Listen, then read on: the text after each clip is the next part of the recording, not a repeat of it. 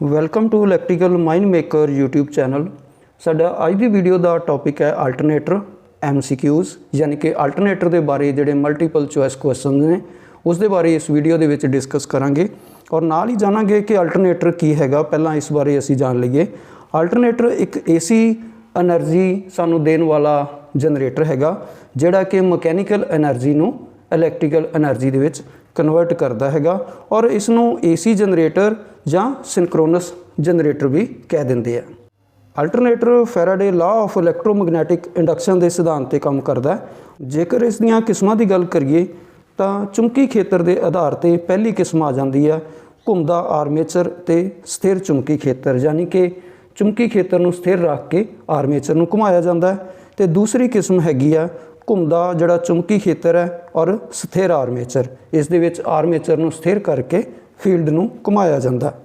और ये वाले जोड़े अल्टरनेटर हैगे आ जिहदे विच चुंबकी खेत्र में घुमाया जाता है, ये ज़्यादा पावर के लिए वरते जाते हैं, ज़्यादा कैपेसिटी के लिए।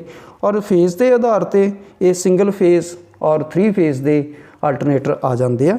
और उस तो अगे जी इन्हां दी होर वंड आउंदी है वो रोटर के आधार पर है।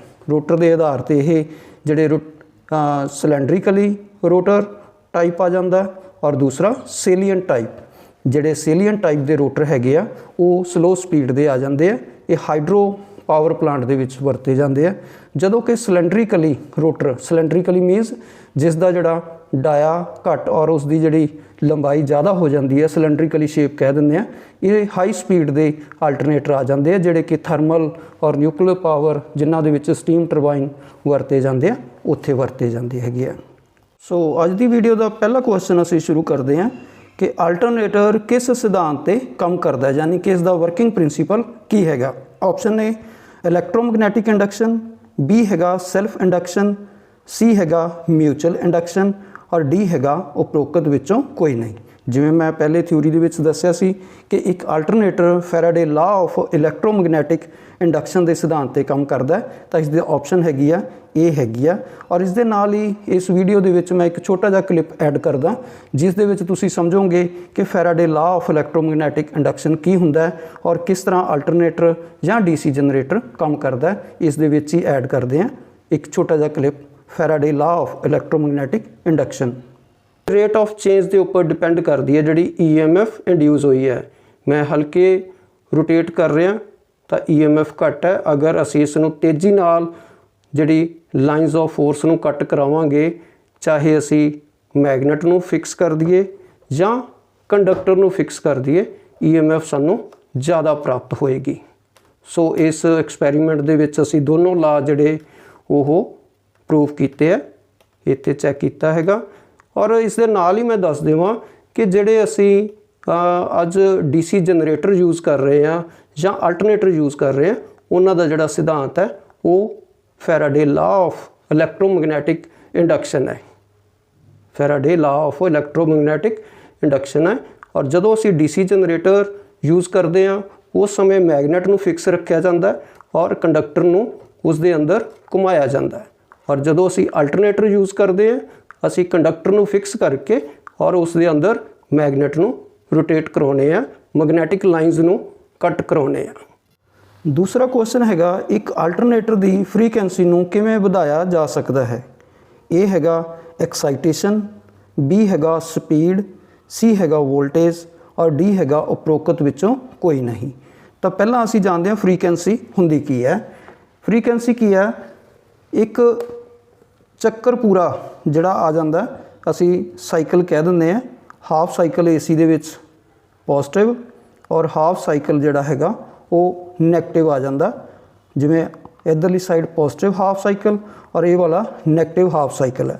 तो जदों एक चक्कर पूरा हुंदा उसनूं एक साइकिल कह दिंदे हैं। तो जिन्ने नंबर ऑफ साइकिल आउणगे, जिन्ने नंबर ऑफ साइकिल होणगे एक सैकेंड दे विच, एक सैकेंड दे विच उसनूं असीं फ्रीक्वेंसी कह दिंदे हैं। जिवें साडे इंडिया दे विच 50 हर्ट्स हैगी आ फ्रीक्वेंसी, तो वो की है एक सैकेंड दे विच 50 चक्कर पूरे हुंदे आ, तो उसनूं असीं 50 हर्ट्स कह दिंदे हैं। जिहड़ी इंडिया दे विच जिहड़े सैट कीते होए आ सारी जिहड़ियां मशीनस ने, चाहे वो सप्लाई देण वालियां ने चाहे वो एनर्जी नूं खपत करन वालियां ने, वो 50 हर्ट्स के उपर सैट कीतियां ने। तो नंबर ऑफ साइकिल जिहड़े एक सैकेंड दे विच ਪੂਰੇ ਹੁੰਦੇ ਆ ਉਸ ਨੂੰ ਅਸੀਂ ਫ੍ਰੀਕੁਐਂਸੀ ਕਹਿ ਦਿੰਦੇ ਆ। ਤਾਂ ਜਦੋਂ ਅਸੀਂ ਸਪੀਡ ਵਧਾਵਾਂਗੇ, ਸਪੀਡ ਇਨਕਰੀਜ਼ ਕਰਾਂਗੇ ਜਿਹੜੀ ਉਸ ਮਸ਼ੀਨ ਨੂੰ ਪਾਵਰ ਦੇ ਰਹੇ ਆ ਅਲਟਰਨੇਟਰ ਨੂੰ ਘੁਮਾਉਣ ਵਾਸਤੇ, ਤਾਂ ਜਦੋਂ ਉਸ ਦੀ ਸਪੀਡ ਵਧਾਵਾਂਗੇ ਤਾਂ ਫ੍ਰੀਕੁਐਂਸੀ ਵੱਧ ਜਾਵੇਗੀ। ਤਾਂ ਇਸ ਦੀ ਜਿਹੜੀ ਆਪਸ਼ਨ ਹੈਗੀ ਆ ਬੀ ਹੈਗੀ ਆ ਸਪੀਡ। ਇੱਕ ਅਲਟਰਨੇਟਰ ਦੀ ਫ੍ਰੀਕੁਐਂਸੀ ਨੂੰ ਸਪੀਡ ਨਾਲ ਵਧਾਇਆ ਜਾ ਸਕਦਾ ਹੈ। ਨੈਕਸਟ ਆ ਗਿਆ ਤੀਸਰਾ, ਅਲਟਰਨੇਟਰ ਦੀ ਰੇਟਿੰਗ ਕੀ ਹੁੰਦੀ ਹੈ ਕਿ ਅਲਟਰਨੇਟਿੰਗ ਦੀ ਜਿਹੜੀ ਰੇਟਿੰਗ ਹੈ, ਜਦੋਂ ਅਸੀਂ ਕਿਸੇ ਅਲਟਰਨੇਟਰ ਨੂੰ ਖਰੀਦਣਾ ਹੈਗਾ, ਅਸੀਂ ਲੋਡ ਦੇ ਹਿਸਾਬ ਨਾਲ ਖਰੀਦਦੇ ਹਾਂ ਤਾਂ ਕਿੰਨਾ ਲੋਡ ਉਠਾ ਸਕਦਾ, ਤਾਂ ਉਹ ਰੇਟਿੰਗ ਕੀ ਹੈਗੀ ਹੈ। ਆਪਸ਼ਨ ਏ ਹੈਗੀ ਹੈ ਕਿਲੋਵਾਟ, ਬੀ ਹੈਗੀ ਹੈ KVAR, ਸੀ ਹੈਗੀ ਹੈ KVA ਕਿਲੋ ਵੋਲਟ ਐਂਪੀਅਰ, ਔਰ ਡੀ ਹੈਗੀ ਇਹਨਾਂ ਵਿੱਚੋਂ ਕੋਈ ਵੀ ਨਹੀਂ। ਤਾਂ ਜਿਹੜੀ ਉਸ ਦੀ ਛੋਟੀ ਇਕਾਈ VA ਔਰ ਵੱਡੀ ਹੈਗੀ ਆ KVA ਕਿਲੋ ਵੋਲਟ ਐਂਪੀਅਰ। ਤਾਂ ਜਿਹੜੀ ਅਲਟਰਨੇਟਰ ਦੀ ਰੇਟਿੰਗ ਹੈ ਉਹ KVA ਦੇ ਵਿੱਚ ਹੁੰਦੀ ਹੈ, ਕਿਉਂਕਿ ਅਲਟਰਨੇਟਰ AC ਐਨਰਜੀ ਦਿੰਦਾ ਹੈ ਔਰ AC ਸਪਲਾਈ ਦੇ ਵਿੱਚ ਸਾਡੇ ਜਿਹੜੇ ਲੋਡ ਹੈਗੇ ਅਸੀਂ ਵਰਤਦੇ ਹਾਂ ਉਹ ਤਿੰਨ ਤਰ੍ਹਾਂ ਦੇ ਲੋਡ ਆ ਜਾਂਦੇ ਆ, ਇੰਡਕਟਿਵ, ਰਜਿਸਟਿਵ ਔਰ ਕਪੈਸਿਟਿਵ। ਇਸ ਦੇ ਕਾਰਨ ਜਿਹੜਾ ਪਾਵਰ ਫੈਕਟਰ ਤੇ ਇਫੈਕਟ ਪੈਂਦਾ ਲੋਡ ਦੇ ਅਕੋਰਡਿੰਗ, ਜਦੋਂ ਲੋਡ ਚੇਂਜ ਹੁੰਦਾ ਰਜਿਸਟਿਵ ਦੇ ਵਿੱਚ ਪਾਵਰ ਫੈਕਟਰ ਯੂਨਿਟੀ ਰਹਿੰਦਾ, ਇੰਡਕਟਿਵ ਦੇ ਵਿੱਚ ਲੈਗ ਕਰਦਾ ਔਰ ਕਪੈਸਿਟਿਵ ਦੇ ਵਿੱਚ ਲੀਡ ਕਰਦਾ। ਤਾਂ ਸਾਨੂੰ ਕੀ ਹੈ, ਅਲਟਰਨੇਟਰ ਬਣਾਉਣ ਵਾਲੇ ਨੂੰ ਇਹ ਨਹੀਂ ਪਤਾ ਹੁੰਦਾ ਕਿ ਇਸ ਨੂੰ ਵਰਤੋਂ ਕਰਨ ਵਾਲਾ ਕਿਸ ਤਰ੍ਹਾਂ ਦਾ ਲੋਡ ਇਸ ਦੇ ਉੱਪਰ ਲਗਾਏਗਾ, ਤਾਂ ਉੱਥੇ ਜਿਹੜੀ ਰੇਟਿੰਗ ਹੈ ਕਿਲੋਵਾਟ ਦੀ ਬਜਾਏ KVA ਦੇ ਵਿੱਚ ਦਿੱਤੀ ਜਾਂਦੀ ਹੈ। ਸੇਮ ਇਸੇ ਤਰ੍ਹਾਂ ਦਾ ਕੁਐਸਚਨ ਅਗਰ ਟਰਾਂਸਫਾਰਮਰ ਦੇ ਵਿੱਚ ਵੀ ਆਵੇ ਤਾਂ ਟਰਾਂਸਫਾਰਮਰ ਦੀ ਰੇਟਿੰਗ ਵੀ KVA ਦੇ ਵਿੱਚ ਹੁੰਦੀ ਹੈ। ਤਾਂ ਇਸ ਦਾ ਆਨਸਰ ਸੀ ਹੈਗਾ KVA। ਚੌਥਾ ਕੁਐਸਚਨ ਹੈਗਾ, ਜੇਕਰ ਫ੍ਰੀਕੁਐਂਸੀ ਵੱਧਦੀ ਹੈ ਤਾਂ EMF ਹੋਵੇਗਾ, ਤਾਂ ਕਿਹੋ ਜਿਹਾ ਹੋਵੇਗਾ EMF ਇੱਕ ਅਲਟਰਨੇਟਰ ਦਾ। ਤਾਂ ਜਦੋਂ ਫ੍ਰੀਕੁਐਂਸੀ ਵੱਧਦੀ ਹੈ ਯਾਨੀ ਕਿ ਨੰਬਰ ਆਫ ਸਾਈਕਲ ਚੇਂਜ ਹੁੰਦੇ ਆ ਤਾਂ ਉੱਥੇ EMF ਵੀ ਜ਼ਿਆਦਾ ਵੱਧ ਜਾਂਦੀ ਹੈ। ਤਾਂ ਆਪਸ਼ਨ A ਹੈਗੀ ਹੈ ਜ਼ਿਆਦਾ, B ਘੱਟ, C ਉਹੀ ਰਹੇਗੀ, D ਉਪਰੋਕਤ ਸਾਰੇ। ਤਾਂ ਇਸ ਦਾ ਆਨਸਰ A ਹੈਗਾ। ਤਾਂ ਜਦੋਂ ਫ੍ਰੀਕੁਐਂਸੀ ਵੱਧਦੀ ਹੈ ਤਾਂ EMF ਜ਼ਿਆਦਾ ਹੋ ਜਾਂਦੀ ਹੈ। ਪੰਜਵਾਂ ਕੁਐਸਚਨ ਅਲਟਰਨੇਟਰ ਦੀ ਆਊਟਪੁੱਟ ਦੇ ਬਾਰੇ ਹੈ। ਅਲਟਰਨੇਟਰ ਦੀ ਆਊਟਪੁੱਟ ਵਧਾਉਣ ਦੇ ਲਈ ਅਸੀਂ ਕੀ ਵਧਾਵਾਂਗੇ, ਯਾਨੀ ਕਿ ਆਊਟਪੁੱਟ ਜਿਹੜੀ ਸਾਨੂੰ ਸਪਲਾਈ ਮਿਲਣੀ ਹੈ, ਜੇ ਉਸ ਨੂੰ ਵਧਾਉਣਾ ਹੈਗਾ, ਜ਼ਿਆਦਾ ਕਰਨਾ ਹੈ, ਤਾਂ ਸਾਨੂੰ ਕੀ ਚੇਂਜ ਕਰਨਾ ਪਏਗਾ, ਕੀ ਵਧਾਉਣਾ ਪਏਗਾ। ਇਹ ਫਿਊਲ ਯਾਨੀ ਕਿ ਜਿਹੜਾ ਅਸੀਂ ਉਸ ਮਕੈਨੀਕਲ ਪਾਵਰ ਨੂੰ ਵਰਤ ਰਹੇ ਹਾਂ ਉਸ ਨੂੰ ਘੁਮਾਉਣ ਦੇ ਲਈ, B ਹੈਗਾ ਸਪੀਡ, C ਹੈਗਾ ਪੋਲਾਂ ਦੀ ਗਿਣਤੀ ਔਰ D ਹੈਗਾ ਫੀਲਡ ਐਕਸਾਈਟੇਸ਼ਨ। ਤਾਂ ਇੱਥੇ ਕੀ ਹੈ, ਅਗਰ ਅਸੀਂ ਸਪੀਡ ਵਧਾਵਾਂਗੇ ਆਊਟਪੁੱਟ ਵਧੇਗੀ ਲੇਕਿਨ ਫ੍ਰੀਕੁਐਂਸੀ ਵੀ ਵੱਧ ਜਾਏਗੀ। ਇੱਥੇ ਪੋਲ ਦੀ ਗਿਣਤੀ ਟਾਈਮ ਵੀ ਉਸ ਦੇ ਵਿੱਚ ਚੇਂਜ ਆਏਗਾ। ਲੇਕਿਨ ਜਿਹੜੀ D ਹੈਗੀ ਆ ਫੀਲਡ ਐਕਸਾਈਟੇਸ਼ਨ, ਜਿਹੜਾ ਚੁੰਬਕੀ ਖੇਤਰ ਨੂੰ ਜਦੋਂ ਅਸੀਂ ਵਧਾ ਦਾਂਗੇ ਤਾਂ ਉੱਥੇ ਸਾਡੀ ਆਊਟਪੁੱਟ ਵੋਲਟੇਜ ਵੱਧ ਜਾਏਗੀ, ਸਪੀਡ ਦੇ ਉੱਪਰ ਕੋਈ ਇਫੈਕਟ ਨਹੀਂ ਪਏਗਾ। ਤਾਂ ਇੱਥੇ ਜਿਹੜਾ ਇਹਦਾ ਆਨਸਰ ਹੈ ਫੀਲਡ ਐਕਸਾਈਟੇਸ਼ਨ ਹੈ, D ਆਨਸਰ ਇਸ ਦਾ ਸਹੀ ਹੈਗਾ। ਛੇਵਾਂ ਕੁਐਸਚਨ ਹੈਗਾ, rotating field type 3 phase alternator ਦੀ ਸ਼ਾਫਟ ਉੱਪਰ ਸਲਿਪਰਿੰਗ ਦੀ ਸੰਖਿਆ ਕਿੰਨੀ ਹੁੰਦੀ ਹੈ। ਯਾਨੀ ਕਿ ਅਲਟਰਨੇਟਰ ਦੀ ਇੱਕ ਕਿਸਮ ਹੈ 3 ਫੇਜ਼ ਹੈ, 3 ਫੇਜ਼ ਦਾ ਅਲਟਰਨੇਟਰ ਹੈ, ਲੇਕਿਨ ਉਸ ਦੇ ਵਿੱਚ ਜਿਹੜਾ ਫੀਲਡ ਆ ਰੋਟੇਟਿੰਗ ਟਾਈਪ ਹੈ ਔਰ ਆਰਮੇਚਰ ਜਿੱਥੋਂ ਅਸੀਂ ਸਪਲਾਈ ਪ੍ਰਾਪਤ ਕਰਨੀ ਹੈ ਉਹ ਫਿਕਸ ਹੈਗਾ। ਤਾਂ ਜਿਹੜਾ ਰੋਟੇਟਿੰਗ ਫੀਲਡ ਹੈ ਉਸ ਨੂੰ ਜਿਹੜੀ ਅਸੀਂ ਐਕਸਾਈਟੇਸ਼ਨ ਦੇਣੀ ਹੈ, ਸਪਲਾਈ ਦੇਣੀ ਹੈ, ਉਹ ਸਲਿਪਰਿੰਗ ਦੇ ਥਰੂ ਦੇਣੀ ਹੈ। ਔਰ ਉਹ ਸਲਿਪਰਿੰਗ ਕਿੰਨੇ ਹੁੰਦੇ ਆ, ਆਪਸ਼ਨ ਹੈਗੀਆਂ ਨੇ, A ਹੈਗੀ ਹੈ 1, B 2, C 3 ਔਰ D 4। ਇਸ ਕੁਐਸਚਨ ਨੂੰ ਮੈਂ ਇੱਕ ਅਲਟਰਨੇਟਰ ਦੇ ਨਾਲ ਸਮਝਾਵਾਂਗਾ, ਨਾਲ ਹੀ ਇੱਕ ਇਸ ਦੇ ਵਿੱਚ ਛੋਟਾ ਜਿਹਾ ਵੀਡੀਓ ਕਲਿੱਪ ਐਡ ਕਰਾਂਗੇ। ਉਹਦੇ ਵਿੱਚ ਤੁਸੀਂ ਦੇਖੋਗੇ ਕਿ ਇਸ ਦਾ ਜਿਹੜਾ ਆਨਸਰ ਹੈ ਉਹ 2 ਸਲਿਪਰਿੰਗ ਹੈ, 2 ਸਲਿਪਰਿੰਗ ਹੈ। ਔਰ ਨਾਲ ਹੀ ਇਸ ਵੀਡੀਓ 'ਚ ਜਦੋਂ ਮੈਂ ਕਲਿੱਪ ਐਡ ਕਰੂੰਗਾ ਉਹਦੇ ਤੁਸੀਂ ਦੇਖੋਗੇ ਕਿ ਜਿਹੜਾ ਆਰਮੇਚਰ 3 ਫੇਸ ਹੈ ਵਾਈਂਡਿੰਗ ਹੈ ਉਹ ਕਿਸ ਤਰ੍ਹਾਂ ਦੀ ਹੁੰਦੀ ਹੈ ਔਰ ਸਲਿਪਰਿੰਗ ਜਿਹੜੇ 2 ਦੱਸੇ ਗਏ ਆ ਉਹ ਕਿਸ ਤਰ੍ਹਾਂ ਦੇ ਹੁੰਦੇ ਆ, ਇਸ ਦੇ ਵਿੱਚ ਹੀ ਨਾਲ ਮੈਂ ਦਿਖਾਉਣਾ। ਇਹ ਇੱਕ ਆਟੋਮੋਬਾਈਲ ਦੇ ਵਿੱਚ ਯੂਜ਼ ਕੀਤਾ ਜਾਣ ਵਾਲਾ ਅਲਟਰਨੇਟਰ ਹੈ। ਇਸ ਦੇ ਵਿੱਚ ਅਸੀਂ ਦੇਖਾਂਗੇ ਕਿ ਇਸ ਦੇ ਵਿੱਚ ਜਿਹੜੀ ਆਰਮੇਚਰ ਹੈ ਜਿਹੜਾ ਫਿਕਸ ਹੈਗਾ ਉਹ 3 ਫੇਜ਼ ਲਈ ਵਾਈਂਡ ਕੀਤਾ ਜਾਂਦਾ, ਉਸ ਤੋਂ ਬਾਅਦ ਚੋਂ ਕਨੈਕਟ ਕਰਕੇ ਇਸ ਨੂੰ ਜਿਹੜਾ ਸਿੰਗਲ 'ਚ ਬਣਾਇਆ ਜਾਂਦਾ। ਔਰ ਇਸ ਦੇ ਵਿੱਚ ਇਹ ਵਾਲਾ ਸਾਡਾ ਆਰਮੇਚਰ ਆ ਗਿਆ ਜਿਹੜਾ ਕਿ ਸਟੇਸ਼ਨਰੀ ਪਾਰਟ ਹੈ। ਇਸ ਦੇ ਵਿੱਚ 1 2 ਔਰ 3 ਜਿਹੜੀਆਂ 3 ਫੇਜ਼ ਦੀ ਵਾਈਂਡਿੰਗ ਕਰਕੇ ਔਰ 3 ਜਿਹੜੇ ਇਹਨਾਂ ਦੇ ਸਿਰੇ ਆ ਉਹ ਸਟਾਰ ਕਨੈਕਟਡ ਹੈ, ਇੱਥੇ ਕਨੈਕਟ ਕਰਤੇ। ਤਾਂ ਜਿਹੜਾ ਅਸੀਂ ਇਸ ਦੇ ਵਿੱਚ ਪੁੱਛਿਆ ਸੀ 3 ਫੇਜ਼ ਅਲਟਰਨੇਟਰ, ਲੇਕਿਨ ਇਸ ਤੋਂ ਬਾਅਦ 'ਚ ਇਸ ਨੂੰ ਕਨੈਕਟ ਕਰਕੇ ਰੈਕਟੀਫਾਇਰ ਲਗਾ ਕੇ ਇਸ ਨੂੰ एक पॉजिटिव और नैगेटिव दे विच लैके आंदा, क्योंकि ऑटोमोबाइल दे विच डीसी सप्लाई की जरूरत होंदी है। तो मेन जिहड़ा साडा क्वेश्चन हैगा रोटेटिंग फील्ड, इस दे विच आर्मेचर फिक्स वाइंडिंग जिੱਥੋਂ ਅਸੀਂ सप्लाई कलैक्ट करनी है, और फील्ड जिहड़ा वो घूम रहा, जिहड़ा ये वाला फील्ड है, इस दे विच मैं अलग करके दिखा दिंदा। ये स्टेटर हो गया साडे कोल, ये चुंकी फील्ड है जिहड़ा इस दे विच रोटेट हो रहा। इस दे क्वेश्चन दे विच ये पुछया गया सी कि रोटेटिंग फील्ड दे विच ਜਿਹੜੇ स्लिपरिंग हैगे शाफ्ट के उपर स्लिपरिंग है, उन्होंने गिनती कितनी है। तो ये इसका बैरिंग है, स्लिपरिंग ये वाले है, एक स्लिपरिंग और दूसरा, क्योंकि ये एक कोयल है, उसनों असी पॉजिटिव और नैगेटिव जी सप्लाई दें, एक्साइटेशन दें। तो जी शाफ्ट के उपर स्लिपरिंग की गिनती है वो 2 हैगी है। इत्थे थोड़ा साफ नहीं नज़र आ रहा होना, 2 अलग अलग है, इत्थे आ रहा एक ये वाला स्लिपरिंग है, एक दूसरा। इत्थे एक कार्बन ब्रश के थ्रू असी सप्लाई पॉजिटिव और नैगेटिव दें। तो जिहड़ा आंसर साडा की है, rotating field type 3 phase alternator की शाफ्ट के उपर स्लिपरिंग की संख्या 2 होंदी है। ये बेसिकली ऑटोमोबाइल का अल्टरनेटर है, वाइंडिंग 3 फेज की कीती है, लेकिन इसनों अगे कन्वर्ट करके असी डायरेक्टिफायर लगा के पॉजिटिव और नैगेटिव आउटपुट लैने। 7वां क्वेश्चन हैगा रैगूलेशन की इकाई की होंदी है। रैगूलेशन की जिहड़ा वोल्टेज रैगूलेशन है, ऑप्शन ए हैगी वाट, बी हैगा जूल, सी हैगा ओहम और डी हैगा कोई इकाई नहीं होंदी। वोल्टेज रैगूलेशन की है, जदों अल्टरनेटर फुल लोड तो जदों लोड हटा दिता जाता है तो उस समय जी वेरीएशन आती है, जी वो रेशो है, उसनों असी वोल्टेज रैगूलेशन कह देंगे हैं। तो इसकी कोई इकाई नहीं होंदी, क्योंकि लोड के डिपेंड आ, लोड के हटन नाल और लोड वधन घटन नाल चेंज आता है। तो इसकी कोई इकाई नहीं होंदी। इसका आंसर डी हैगा, रैगूलेशन की कोई इकाई नहीं होंदी। 8वां क्वेश्चन हैगा अल्टरनेटर विच फेज़ां दा क्रम हुंदा है, यानी कि अल्टरनेटर विच फेज सीक्वेंस किस तरह हुंदा हैगा। ऑप्शन ए हैगी आ RBY यानी कि रैड ब्लू येलो, बी हैगा BRY ब्लू रैड येलो, सी हैगा RYB रैड येलो ब्लू और डी हैगा YRB येलो रैड ब्लू। तो साडे इंडिया दे विच जिहड़ा 3 फेज सिस्टम है, उस दे विच जिहड़ा सीक्वेंस है, फेज सीक्वेंस है, वो RYB है, रैड येलो ब्लू है। और ये इस करके रखा जाता ताकि जिहड़ियां असीं मशीन नूं कनैक्ट करना है, सिंक्रोनाइज़ कराउणा है, पैरलल ऑपरेशन करने हैं जां लाइनां नूं जोड़ना हैगा, तो असीं इसे सीक्वेंस जोड़ते हैं, रैड येलो ब्लू। तो इसका आंसर सी हैगा, अल्टरनेटर विच जिहड़ा फेज सीक्वेंस है क्रम हुंदा RYB हुंदा। ऑप्शन सी सही है। 9वां क्वेश्चन हैगा सिंक्रोस्कोप कित्थे वरत्या जाता है। सिंक्रोस्कोप कित्थे वरत्या जाता है, पहले इसकी पिक्चर दिखा दा। इस टाइप का एक सिंक्रोस्कोप है, एक यंत्र हैगा। इसकी वरतों किस काम लई कीती जाती है, अगे देखते हैं। ऑप्शन ए हैगी आ रजिस्टेंस मापन लई, बी हैगा पावर फैक्टर मापन लई, सी हैगा अल्टरनेटर नूं सिंक्रोनाइज़ करन लई और डी हैगा अल्टरनेटर की फ्रीकुएंसी मापन दे लई।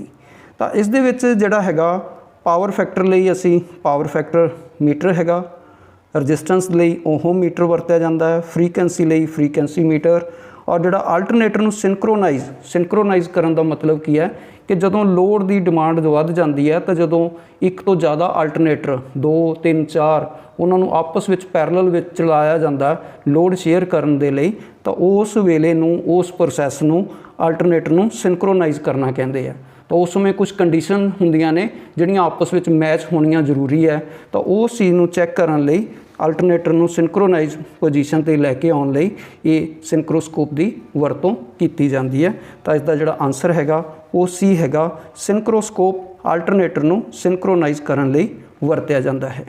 10वां क्वेश्चन हैगा ये सिंक्रोस्कोप जिसकी गल कीती है, इसका प्रिंसीपल की है, कम करन दा सिद्धांत की है, सिंक्रोस्कोप किस सिद्धांत ते कम करता है। ऑप्शन हैगियां ने रोटेटिंग मैगनैटिक फील्ड, बी हैगा मैगनैटिक ड्रैग, सी हैगा अल्टरनेटिंग फील्ड और डी हैगा बैक EMF। तो जिहड़ा सिंक्रोस्कोप है इस दे विच 2 वाइंडिंग आ जांदियां, जिहड़ी एक वाइंडिंग इनकमिंग मशीन नाल कनैक्ट हुंदी है और दूसरी जिहड़ी आ वो जिहड़ी मशीन पहलों तो चल रही है उस दे नाल कनैक्ट होंदी है। तो ये रोटेटिंग मैगनैटिक फील्ड के आधार पर काम करता। तो ऑप्शन इसकी ए सही है, सिंक्रोस्कोप रोटेटिंग मैगनैटिक फील्ड के सिद्धांत पर काम करता है। 11वां क्वेश्चन हैगा पैरलल ऑपरेशन क्यों किया जाता है। इस दे बारे मैं पिछले क्वेश्चन 'ਚ ही दस चुकिया कि पैरेलल ऑपरेशन क्यों किया जाता है, चाहे वो अल्टरनेटर है चाहे वो ट्रांसफार्मर है। ਜਦੋਂ ਸਾਡੇ ਕੋਲ ਲੋਡ ਦੀ ਡਿਮਾਂਡ ਵੱਧ ਜਾਂਦੀ ਹੈ, ਪੀਕ ਫੈਕਟਰ ਆ ਜਾਂਦਾ, ਜਿਸ ਤਰ੍ਹਾਂ ਗਰਮੀਆਂ ਦੇ ਵਿੱਚ ਜ਼ਿਆਦਾ ਲੋਡ ਬਿਜਲੀ ਦੀ ਡਿਮਾਂਡ ਜ਼ਿਆਦਾ ਵੱਧ ਜਾਂਦੀ ਹੈ, ਤਾਂ ਉਸ ਸਮੇਂ ਜਿਹੜੀਆਂ ਮਸ਼ੀਨ ਸਾਨੂੰ ਵੱਧ ਚਲਾਉਣੀਆਂ ਪੈਂਦੀਆਂ, ਚਾਹੇ ਉਹ ਅਲਟਰਨੇਟਰ ਹੈ ਚਾਹੇ ਉਹ ਟਰਾਂਸਫਾਰਮਰ ਹੈਗਾ, ਉਹਨਾਂ ਨੂੰ ਪੈਰਲਲ ਦੇ ਵਿੱਚ ਚਲਾਇਆ ਜਾਂਦਾ। ਤਾਂ ਉਹ ਜਿਹੜਾ ਵਿਧੀ ਆ, ਉਹ ਪ੍ਰੋਸੈਸ ਹੈਗਾ ਉਹਨਾਂ ਨੂੰ ਆਪਸ ਵਿੱਚ ਪੈਰਲਲ ਚਲਾਉਣ ਦਾ, ਉਸ ਨੂੰ ਪੈਰਲਲ ਆਪਰੇਸ਼ਨ ਕਹਿੰਦੇ ਆ। ਤਾਂ ਇਸ ਦੇ ਵਿੱਚ ਜਿਹੜੀਆਂ ਆਪਸ਼ਨ ਦਿੱਤੀਆਂ ਨੇ, ਇਹ ਆਪਸ਼ਨ ਹੈ ਪਾਵਰ ਫੈਕਟਰ ਮਾਪਣ ਲਈ, ਬੀ ਹੈਗਾ ਵਾਟੇਜ ਮਾਪਣ ਲਈ, ਸੀ ਹੈਗਾ ਵਧੀ ਹੋਈ ਲੋਡ ਦੀ ਮੰਗ ਨੂੰ ਪੂਰਾ ਕਰਨ ਲਈ, ਡੀ ਉਪਰੋਕਤ ਸਾਰੇ। ਜਿਵੇਂ ਪਹਿਲਾਂ ਸਮਝਾਇਆ ਕਿ ਵਧੀ ਹੋਈ ਲੋਡ ਦੀ ਮੰਗ ਨੂੰ ਪੂਰਾ ਕਰਨ ਲਈ ਪੈਰਲਲ ਆਪਰੇਸ਼ਨ ਕੀਤਾ ਜਾਂਦਾ, ਤਾਂ ਆਪਸ਼ਨ ਸੀ ਸਹੀ ਹੈਗੀ ਹੈ।